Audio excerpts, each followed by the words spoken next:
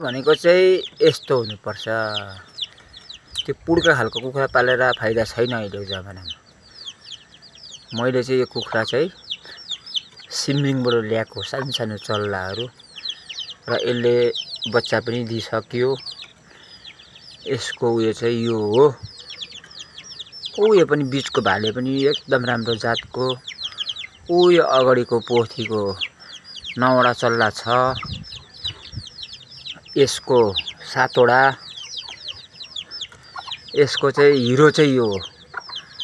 यसलाई चाहिँ भन्छ घरको प्योर लोकल कुखुरा। कस्तो लाग्यो त? यो कमसेकम अहिले तौलियो भने पनि 4 केजीदेखिको कम्ती छैन। अनि यो पोथी हेर्न सक्नुहुन्छ। यो तौलियो भने 2-2.5 केजीको छ। यो पराको भाले त्यो चाहिँ भन्छ फाइटिङ भाले।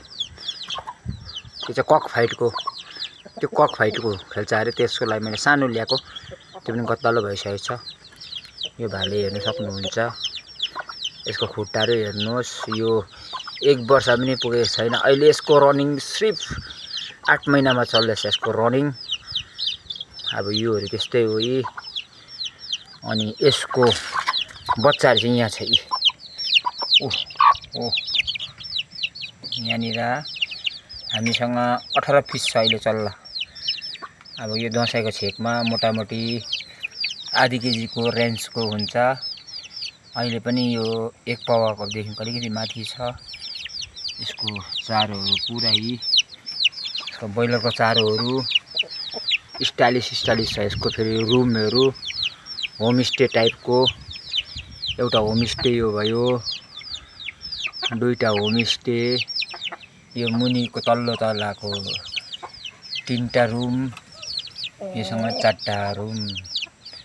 र यो चाहिँ मैले बाक्सा भनेर मर्मत गरेको चल्लाहरू हेर्न सक्नुहुन्छ। यसको त्यो अघिको भालेको बच्चा चाहिँ यो देखिराख्नु भएको छ ब्ल्याकमा। मुन्टो पनि देखाइदिइहाल्छ अहिले हो। त्यो भालेको सेम यो त्यसको बाउ चाहिँ यो पराको कक फाइट। त्यसले कक फाइटको लागि ल्याएको थियो चाहिँ मैले। काहीँ कम्पिटिसनहरू भइहाल्यो भने त्यसलाई म लिएर जान्छु। त्यो कक फाइटको लागि ल्याएको मैले भाले। देखाइदिनुपर्छ एकछिन गाइसहरूलाई। कक फाइटको भाले हेर्न सक्नुहुन्छ तपाईँहरूले फेरि। यो चाहिँ कक फाइट हो। यसको जुरो हेर्न सक्नुहुन्छ। कक फाइट गर्छ यसले। यो चाहिँ कक फाइटको लागि। यो अहिले 5 महिना मात्रै पुग्दैछ यसको।